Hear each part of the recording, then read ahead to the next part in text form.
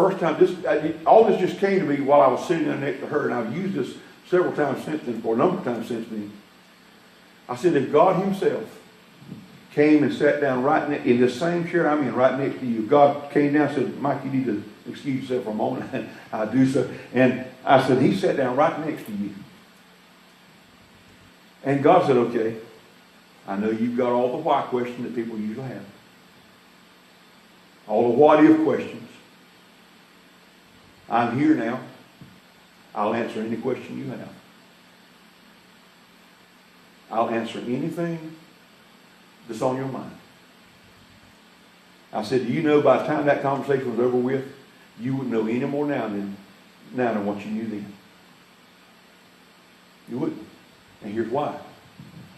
I said, God's ways are higher than our ways. His thoughts are higher than our thoughts.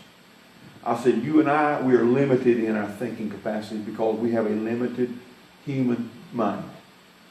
We're living in a fallen world. We're limited in our thinking capacities. We can only process so much. God is not like that. God has total, unlimited, unbounded thinking capacity. I said, and if God explained it to you in the simplest of terms that he could explain to him, you still wouldn't understand it. You still have, by the time he got through and left, you still have the same questions. Because our thought processes just can't handle it. I know this is true because here's what Jesus told his disciples right before he ascended. He said, fellas, I've got a lot of things I want to tell you, but you can't receive it right now. You can't handle it right now. I got a lot of things I want to share with you and convey to you. And they had great times and some great revelation in their relationship with him. But there were certain things that he could not tell them, he could not explain to them because he said, you just can't receive it.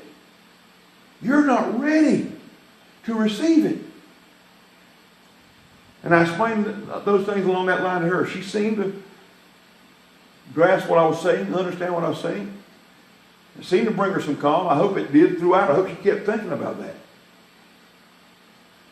His ways are not our ways. His thought processes are not our thought processes. And I told her this. I said, so what it boils down to is this.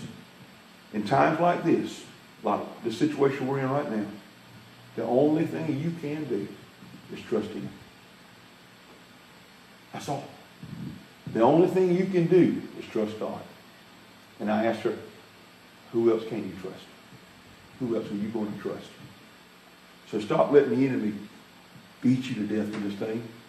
I know you feel bad. I know you feel miserable. And I can't say I understand that because I haven't been in your position. But I know you feel terrible. And that is understandable that you feel that way. But please, trust God.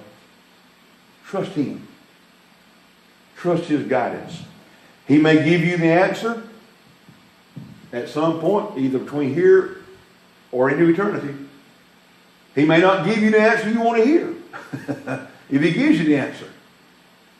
He may not give it to you like you want to hear if he gives you the answer. But rest assured that you can trust him. You can trust him. Israel was not to he told Joshua not to deviate from that word. Not to get away from that word. Trust it entirely and in its entirety.